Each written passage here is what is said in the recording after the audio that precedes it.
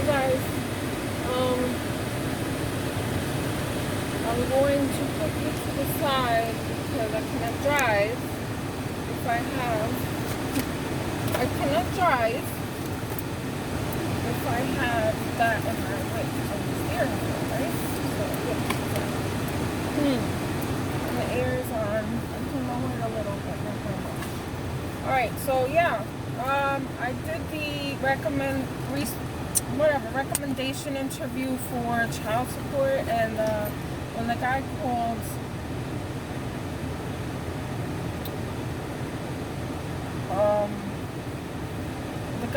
he was saying, "Oh, I got your emails, but I didn't get the last email," or something like that, and he wanted to claim like I didn't send it, which I did, and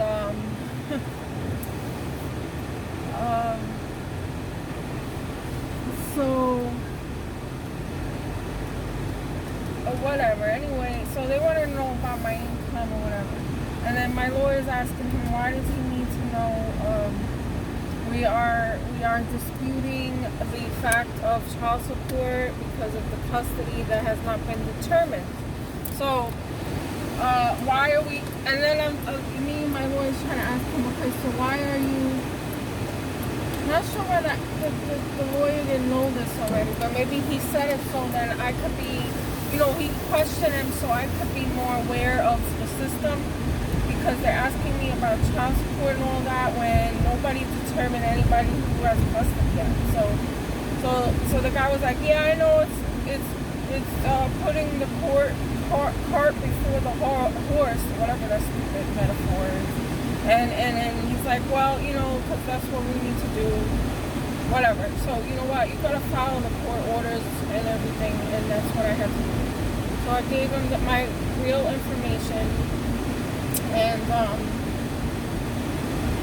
so he wanted to know about child support and he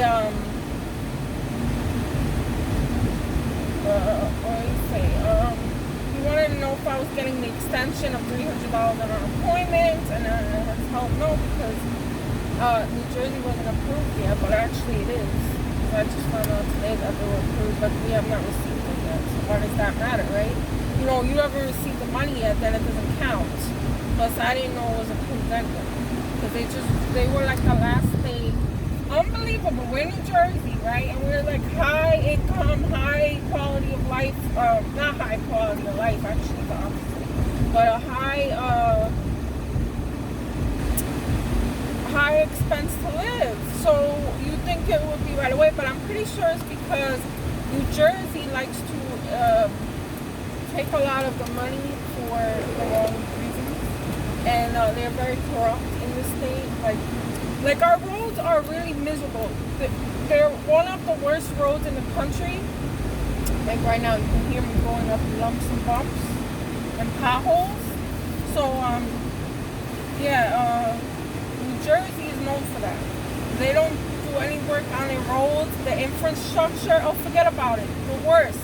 That's why I don't like it here, because you don't get you don't get the best bang for your buck, so to speak. Like, I can get a nice place in Florida or some other state.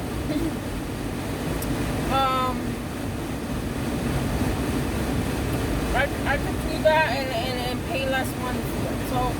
So right now, like, my walls are so thin. Like, I did a video, I think, of my neighbor, how loud it is, that you can hear everything. You can hear the TV or even talking.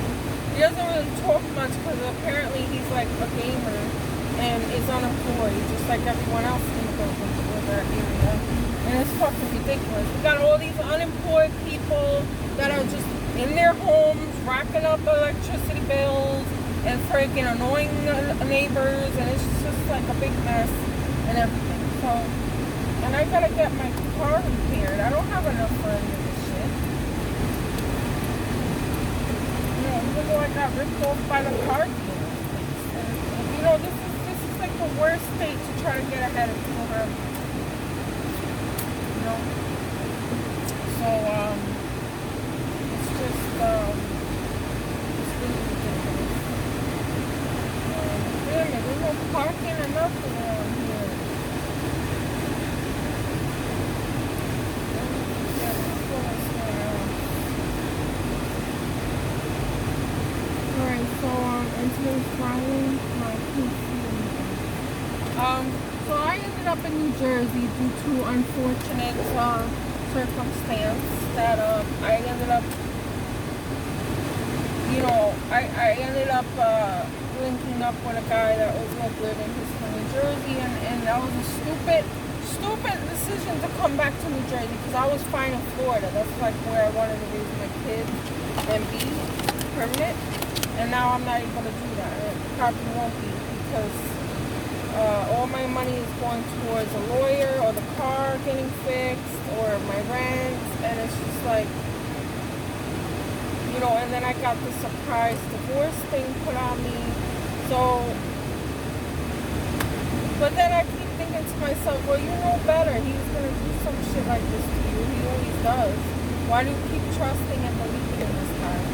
And I just always fall for it. Like, I know it's because of the trauma bond and my PTSD response towards him, which is fawning, and sometimes there's other things, but so I end up just submitting to whatever he wants and then getting screwed for it. I mean, these people are real dangerous. This is no joke. This is no joke. We are living amongst enemies. I mean, just in general, like, there's a lot of monsters around us that prey upon vulnerable people. And what makes you real vulnerable, exceptionally so, is if you are raised the wrong way. Like, you're raised with parents that are neglectful, they don't want you anyway. So it all starts when you were born. So I was like, why is there no air? Because I didn't even have the air on. I like the phone.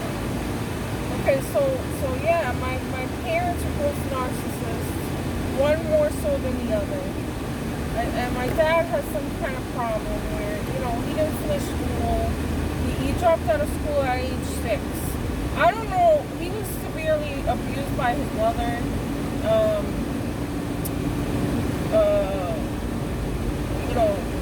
Things weren't the same for me as an American's life. I don't resonate, because my parents, I said before, my mother, her parents are from Italy. They immigrated from there. They went through Ellis Island. I'm not sure how. Well, in Puerto Rico, you don't have to immigrate. You could just fly over here easy. And so yeah, they just flew over here. So my grandparents from my dad's side, my Puerto Rican side, they came to New York City, Manhattan, and then my grandfather is a musician, and he had that kind of lifestyle where he was around a lot of women, and he was like one of those people that just played around with women on his in his concerts and stuff. So my grandmother got sick of that, I guess, and decided to leave him. And she ended up raising the kids, and she had quite a few kids with him. And my dad was, I'm pretty sure he was the oldest. I don't know, I have a big family, I don't even know how. So my dad, he had a responsibility to take care of his brothers and stuff like that. He was put in a parentified role in a way. He didn't really, and then he got abused physically from my grandmother. He got molested by, when he was a child, by what would they call those people that, like a businessman that in Manhattan, they do this thing where you shine shoes for the people going into court and stuff like that, or into big, buildings. I don't know. So my dad was doing that job, and he got molested by one of those guys. But the way that he described it, which I don't, he shouldn't have been telling me that kind of stuff, but the way that he described it was like, oh, hey, I used to work over there and doing the shoes for 25 cents or a nickel or some fucking thing like that. He's old, so he's like 70 years old. So a nickel was a lot of money. Something like that. You know, young kids, they work these little jobs here and there. And so man,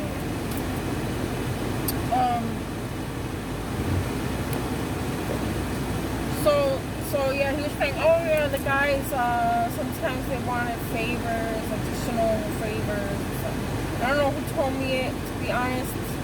Yeah, I don't know if he told me it or my mom mentioned that or where I got that info from. But it definitely came from,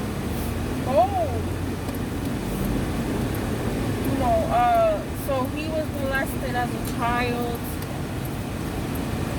This is depressing so far. What was I saying?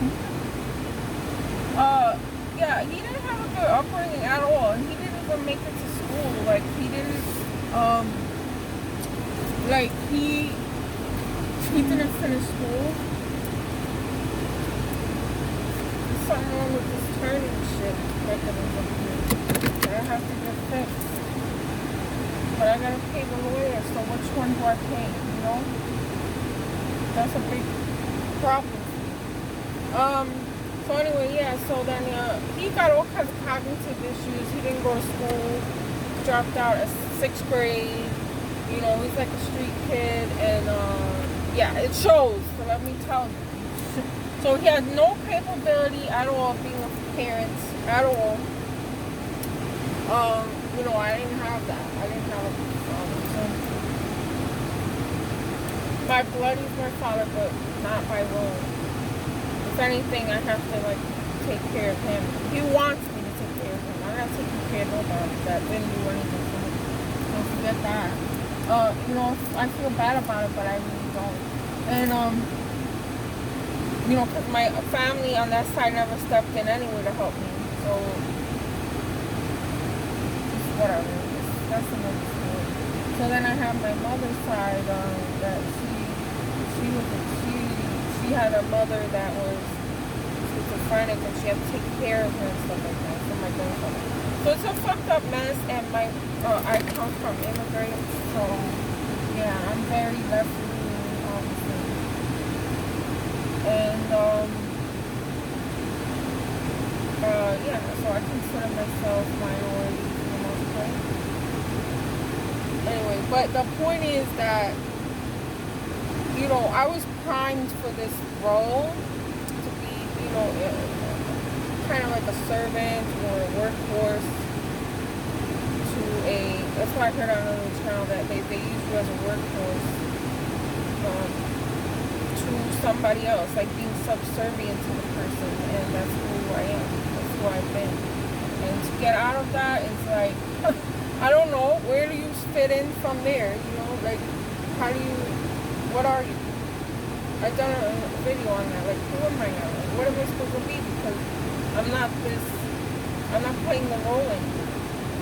And, but I still am, because my ex still wants to destroy me and take everything that I might have, any little thing that I have, any resemblance of progress or,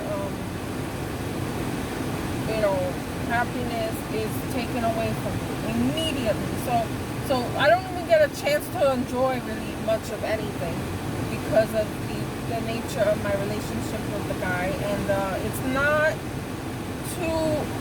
a narcissist or somebody like this, a very dangerous person like this, even a psychopath. I'm not sure how that would work. A long-term situation where a psychopath might be a lot worse.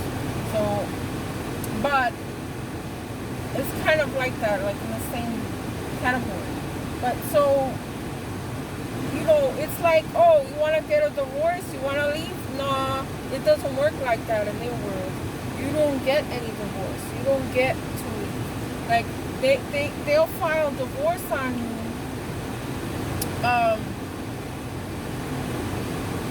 They'll file, in my case, he filed divorce on me. You know, unfortunately, I could have done that on my own. I had quite a bit of time to do it. And, But the nature of who I am didn't allow me to do that. So again, I'm stuck in the role that I was primed to be that way. So again, I always think about it, I'm like, why didn't I do this? Why didn't I do that? But then I realized it wasn't my fault all the way completely, because this is programming. Everyone's programmed. All of us are programmed in a certain way. You know, by our upbringing or parents, caregivers, whoever it was. But we really were. Like unconsciously we all have programs we run on default. And this is proven through like neurological studies and stuff like that. But I look into all these things. And so it's not an excuse, but it does give me some kind of burden off of myself, you know, to stop blaming myself for all the decisions I make and some positions I get involved in. Because I spent a long time with that person since I was a child, and usually that's how child molesting would work, right? They get you when you're young, and they condition you and prime you for you know, what their purpose, whatever purpose they need. It's similar to that. And you become addicted, kind of like a drug also. Become addicted to certain things. It's really complex. But it helped me to learn all this stuff about me, and this person has helped me, because if I didn't know any of these things, you know, or come to any realization and self-reflect within myself, I would have been dead by now, either killed or committed suicide. Definitely. So knowing myself and how I was, like, let's say 10 years ago, yeah, that's basically what would have happened. Or something would have happened where I ended up getting hurt. Thinking about that is just it's hard for me to take. But forget about that now. So by filing the divorce and all that, knowing that I have nothing to give, I was left with nothing, because I left him with nothing, because I had to give up everything, right?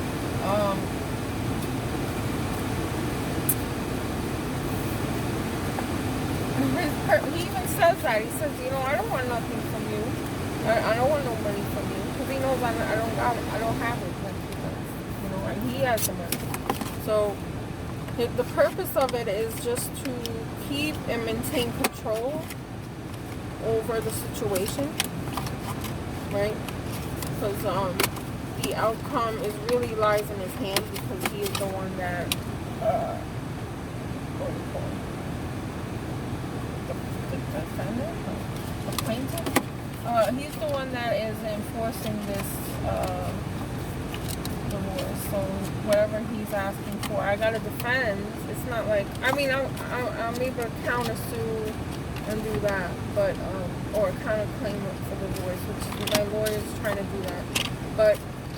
But you know, so in general, he has all the control and the power to come up with his own conditions and request what he wants, and that's what he did. And he knows I have limited money to defend myself, because I do have to pay a lawyer to defend myself, and lawyers don't do it for free. And if you get a lawyer that's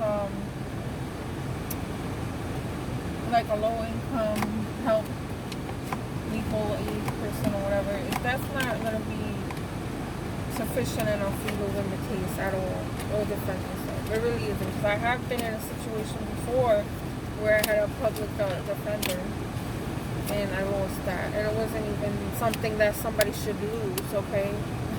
It was a mistake, a simple mistake, and I ended up paying for that. Never mind. That's the only thing that I have on my record is a minor car. It was a minor car accident.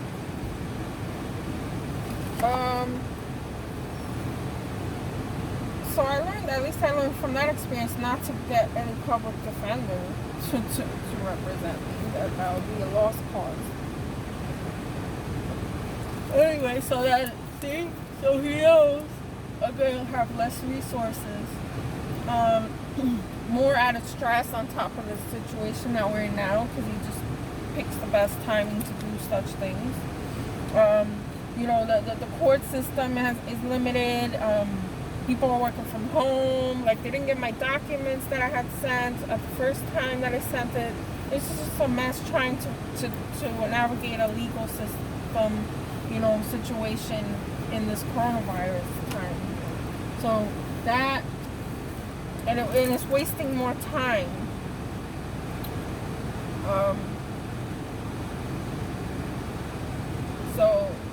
But he's enjoying every minute. It's ridiculous. And these people are so dangerous. You don't know. They will go to any lengths to win, and just to them, everything is a win or lose situation. It's mind-boggling to realize people are like that exist. Like, through all the trauma I've been through, I'm still able to reason and be logical and think of other people and how situations are going to affect everybody, not just myself, especially the kids. You want to put them first and think about what their needs are. And that doesn't register in his head. So all that matters is what it looks like, not what's going on underneath. And that's why I'm fighting for my kids back, because I know what he's going to do to them. I just, no. I mean, the way he was brought up, basically he wants to replicate what happened to him in his childhood. And let me tell you, it was not a good childhood. And that's another thing I want to mention to people. If you get involved with somebody, you're going to have a plan of life in the future with them. Make sure you know about their family. Know about their background, their upbringing, how they were raised. Know everything you can, find out about that. It's very important. And talk to the family members if you can. Do not decide to marry this person or have kids with somebody you know nothing about their background in their family life. Because that's going to show you what they're replicating for the most part, unless they came to terms with their abuse and said, oh yeah, I had an abusive family, I'm in therapy, I'm trying to change the course of my life. That's different, like somebody like me doesn't want to repeat what I went through. But this person always talk highly of his abusers, and it would just be kind of confusing, because it's like, didn't you just say your father did this and that to you? Like, he beat you down with a stick or something like that? I think it was. He will beat him with all kinds of things. So, you know what I'm saying? Like, it doesn't match. If you say your family's a good family, but yet he beat you because of this and that, or he, at one point he told me that his father tried to commit suicide in front of him, and then he had to have him drive him to the hospital. Like, come on, that's traumatic, And he wasn't even of the age to be driving, and he had to drive to the hospital. Imagine that. A grown adult, your father, puts you through something like that. Really bad stuff, let me tell you. And that should have been a red flag for me to get out of that relationship and not have no kids with a person like that. But at my age that I was, and what I was coming out of, I didn't realize any of that as much of an importance. So, unfortunately, right? Yeah. My goal is to make sure my kids don't have to have any kind of barriers in their life to what they want to do and who they want to be, and have a self-esteem. But I'm pretty sure this guy is going to completely destroy their self-esteem and use them for his own purposes, what these people do anyway. So why would he change for his own kids, At first I thought it was just me, because hey, we're not nothing to each other. He'll abuse me, but he wouldn't do that to the kids. But I'm dead wrong about that. Think about that too. Like, you see him treating the kids good and everything, and he treats you badly, and then you leave him, and you're like, oh, okay, well, at least he'll be good to the kids. No, not necessarily, because if he's a narcissist or another freaking personality disorder person, it's gonna go accordingly to what, do your research. Like, you could, you can predict what they're gonna do before they do it. So the outcome is very bad, very bleak with children involved. And especially if you got a divorce, a lot of times they take that out of the kids, like, or they'll see the kids as part of you and just, have an excuse for more abuse, to continue on an abuse of you in a way. It's kind of like they're continuing the abuse of you through the kids. And that is why I'm not stopping. I'm not going to stop. I'm going to keep fighting no matter what I got to pay, what I got to sell, what I got to do. If I have to move there, whatever it is that I gotta do. Unfortunately, my plans in life for what I wanted from me and my kids is not gonna go accordingly because of the kind of person I chose, which I gotta take responsibility for that, because the kind of person I chose to have kids with is, it helps you to take accountability, because then you don't have to be pointing fingers at everybody and just become a victim and helpless. And the point is not to be helpless, and to know that you have some kind of power in everything. And so I'm working on that, because I need to, because I have a bigger purpose, because I am the mother and I have a responsibility, to them children. It's not to show off and show how many things I could buy my kids and how big their room is or their house is. It's actually to raise your kids. You're supposed to be raising kids so they could do for themselves and in life. Like, they can be good with themselves, enjoy their lives, be productive, for themselves, not for you. And he has a whole different view on raising children. It's the children exist to show off that, oh, look at me, I'm a great father and I got all this money and they live in a nice house, and that's it. There's no work involved there. These people are so lazy. You don't know the definition of lazy. Y'all are having the wrong definition of lazy, because a lot of people, they look at people surfacely and they see, oh, look at that big house, look at that nice car, look at this, look at that. They must not be lazy. Nah, they're actually very lazy, and they're very, they use people to get all those things. And they cut corners to get all those things. They cheat, they lie, they steal these things sometimes. So don't go by appearances, please. That's very superficial. The society in general needs to change that. It's ridiculous, because there's no substance there. When you go inside the households of a lot of these people, there's a lot of covert abuse going on. And that's why I feel so passionately about my channel, and to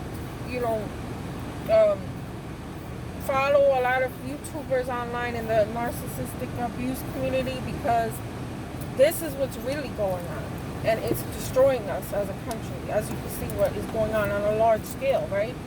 This is because these mental illnesses are being unchecked, uncared for, swept under the rug. These abusers, they get slapped on the wrist. You know how many times my ex has been in jail for domestic violence offenses? And how many times did they really go through with any charges? Me included, that I dropped charges, because, I was still dependent on this person for money and all that stuff. So that's another story. But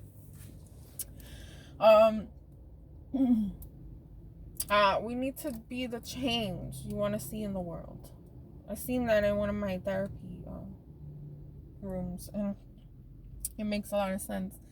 Be the change you want to see in the world. Just because everyone else is not doing it doesn't mean that you can't be significant. You can't have a significant impact, And the more and more people think like that, the more of us there will become, and we can create some kind of change, right? So,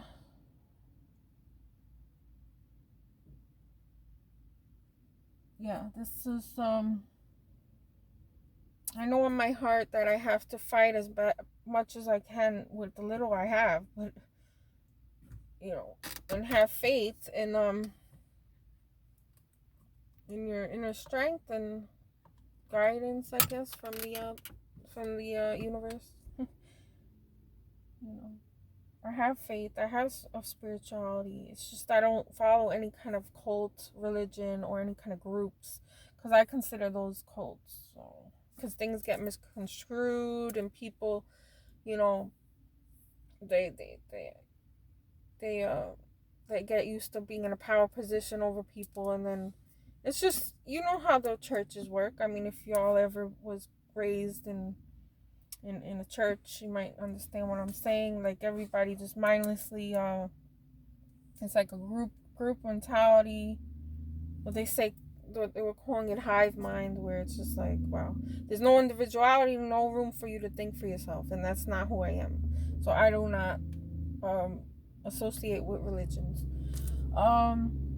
Anyway, so that's all I'm gonna say for now, because I gotta go inside here and get myself maybe a pumpkin. This is what I gotta do to keep my spirits up, you know. Little things like that.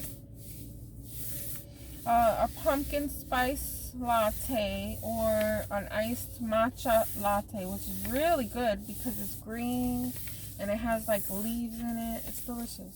Or fake leaves. I don't know, but it tastes like leaves. Some green tea leaves or something. Alright, so thank you for listening to me. Appreciate it. Please like, share, and subscribe. Leave me a comment to encourage me to do more of these videos. And hope everyone's staying safe and taking care of themselves and everyone's well. Thanks for listening.